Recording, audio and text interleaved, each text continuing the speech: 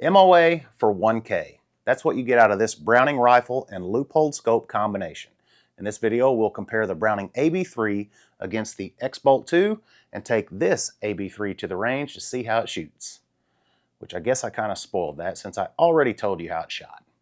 Oh well, I hope you stick around anyways, because at the end of this video, I'll let you know which rifle, the AB3 or the X-Bolt 2, I'd personally buy for my next hunting rifle if I had to make a choice between these two models.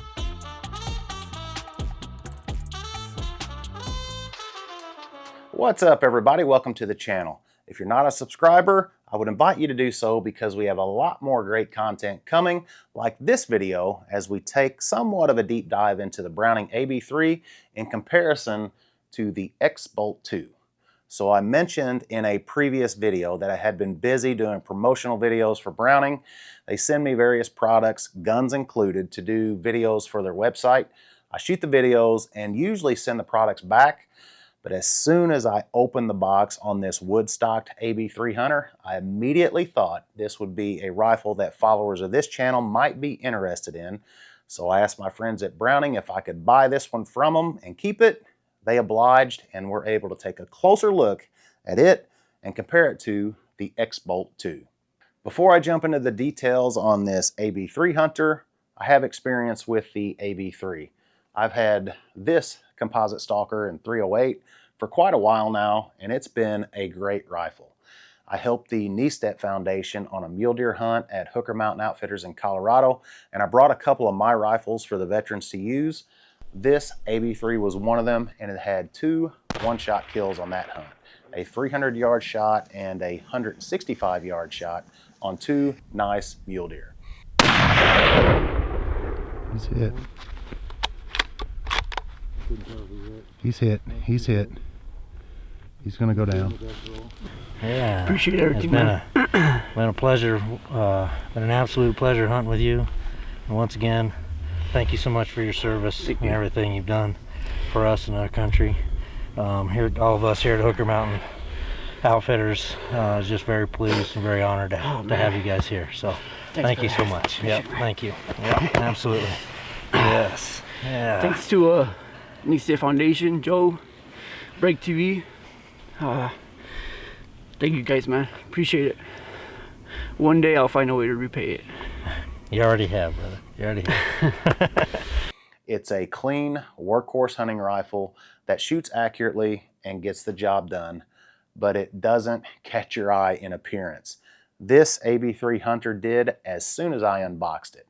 The satin finish on the stock is really nice, and if you didn't know any better, you'd think this is a higher end rifle from the walnut stock alone.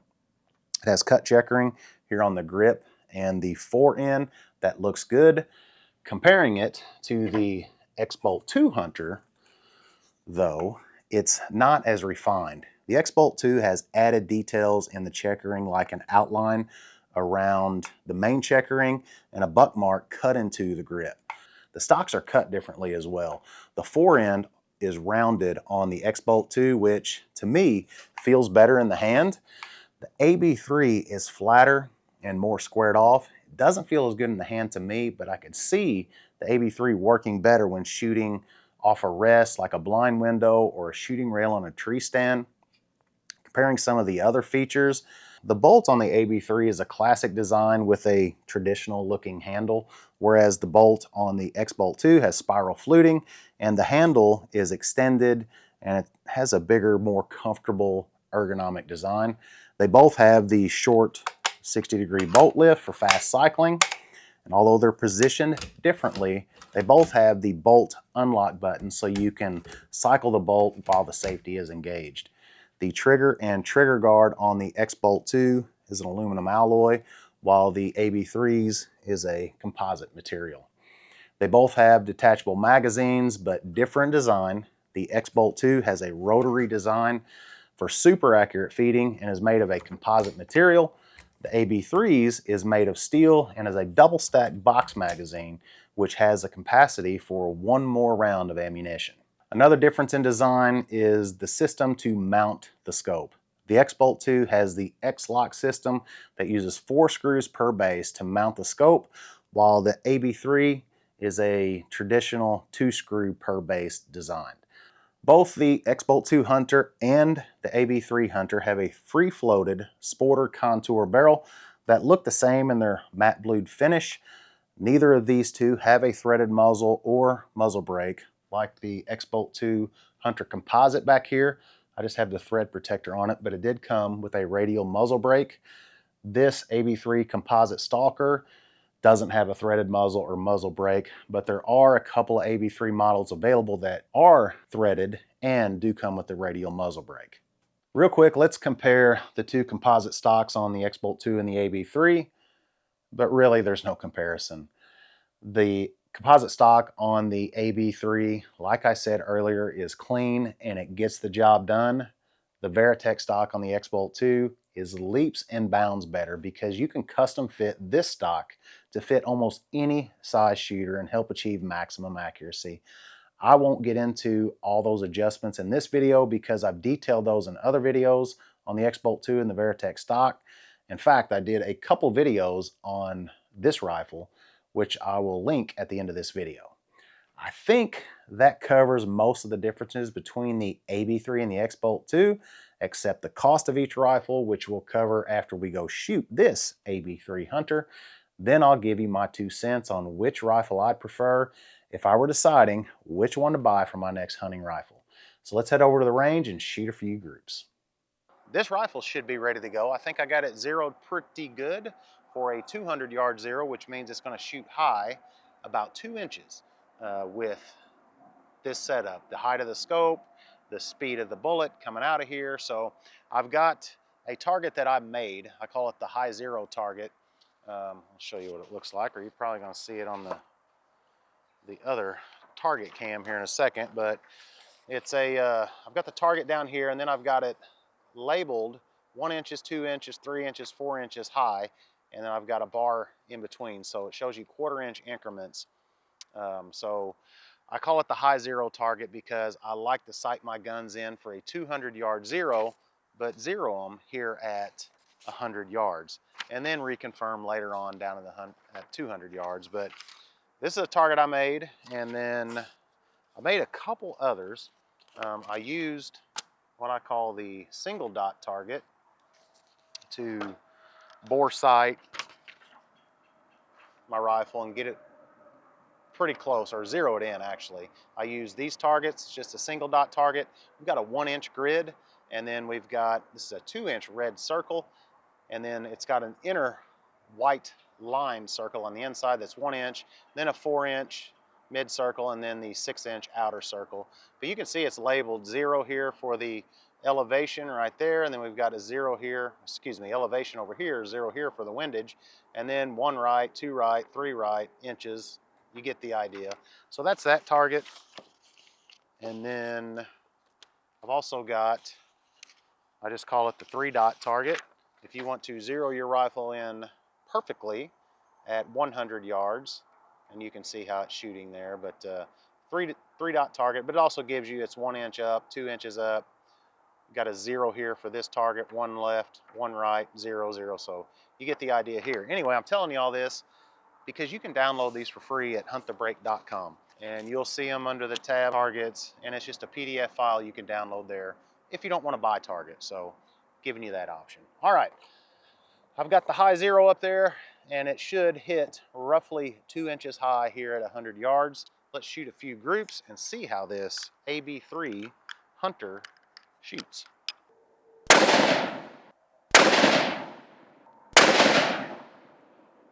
All right, it's not too bad. That's probably right at 1 inch. Let this barrel cool just a little bit, and we will fire another group. All right, group number 2 here. It's not totally cold.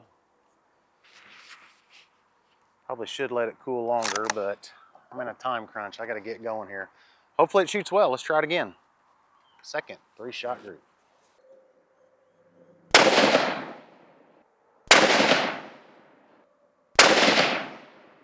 That one kicked off just a little bit to the right. I think that might have been my trigger squeeze, but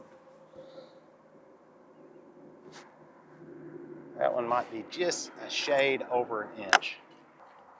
All right, here we go. Last 3-shot group. Barrel feels good. Let's try it one more time.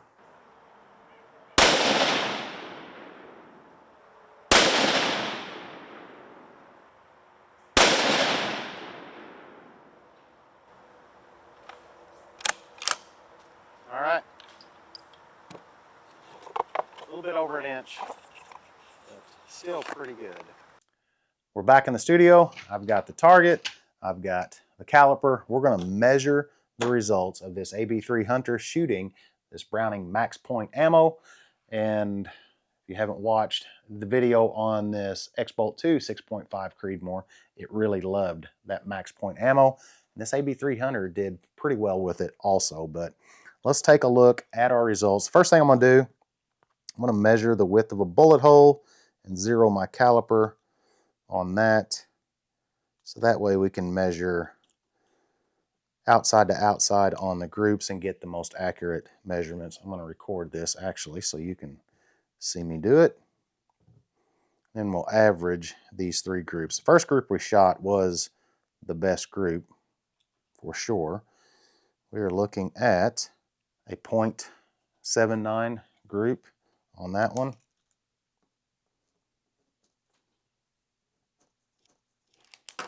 All right, our second group was a little bit wider. That first group was the best group.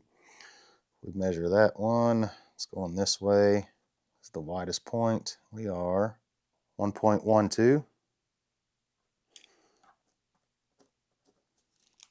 All right, our last group here. We are looking at, no, not that way. This is the widest point right here, 1.19. All right, let's average these together. We've got a .79 on the first group, a 1.12, and a 1.19, 3.1 on the total. Divide that by 3, and we are just barely under a 1 MOA group. 1 MOA is 1.047 is the exact measurements of MOA. So most of us call it 1 inch though. That's generally what I go by, but either way, we've got right at a 1 MOA rifle. And I've said it before in previous videos, if I can get 1.25 inch groups out of a hunting rifle, I'm very happy with that. So getting MOA groups with this complete setup for $1,000 is outstanding. The MSRP is $820 on this AB3, but as you know, almost every gun shop sells it for less than MSRP, which is manufacturer's suggested retail price. I always try to support my local dealers as much as I can and would encourage all of you to do the same.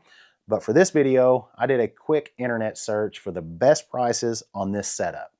I found this AB3 on sale for $590. This Leupold VX Freedom 4-12x40 scope for $350, and these integrated scope mounts for $45. Total that up, that is $985 for this complete setup. Not too bad at all. But are the savings enough for me to select the AB3 over the X-Bolt 2? Here are my 2 cents. You're going to pay about $400 more for the X-Bolt 2 over the AB3, but with the X-Bolt 2, you're getting upgraded features like the aluminum alloy trigger that is adjustable, along with the aluminum alloy trigger guard. You're getting the more ergonomic bolt handle, the X-Lock scope mounting system, along with more refined aesthetics in the wood stock version. To me, those upgrades are worth the added expense, but I can definitely see where it wouldn't be that important to a lot of people in the wood-stocked Hunter versions, especially with the way this AB3 Hunter shoots. In the composite stock version of the AB3 and the X-Bolt 2, for me, the Veritech stock of the X-Bolt 2 is 100% worth the added expense, not including the other upgrades I just mentioned. In the past, whether it was a Browning or other manufacturers, I bought the budget option as soon as I saved enough money for it because I couldn't wait to get my hands on a new rifle and start shooting. If it was just a truck rifle or one that I'd throw on the four-wheeler that got beat up, it was fine. But for a rifle that I'm taking on a hunting trip or even as my primary deer hunting rifle, I always wished I would have saved a little bit longer to get the higher end rifle. So if I'm budgeting and saving for my next hunting rifle, I'd save up for a little bit longer in spring for the X-Bolt 2. But I know that a hunt might pop up and you need a rifle for it, so a budget option like this AB3 might be our only choice if that's the case. I don't think you'll be disappointed with the AB3. What are your thoughts when you're considering a new hunting rifle? Do you go the budget route as much as possible, or do you save a little longer to get the higher end versions? One thought would be to get an inexpensive rifle that shoots well like this AB3 and then upgrade the scope down the road. For example, this VX Freedom is fine for the price, but the VX3 is much better for twice the price, and the VX5 or VX6 models are exceptionally better, but are 3 to 4 times the cost of the VX Freedom. There's a lot to consider when investing in a hunting rifle. Let me know down in the comments what you think. I appreciate y'all sticking around. We'll see you next time.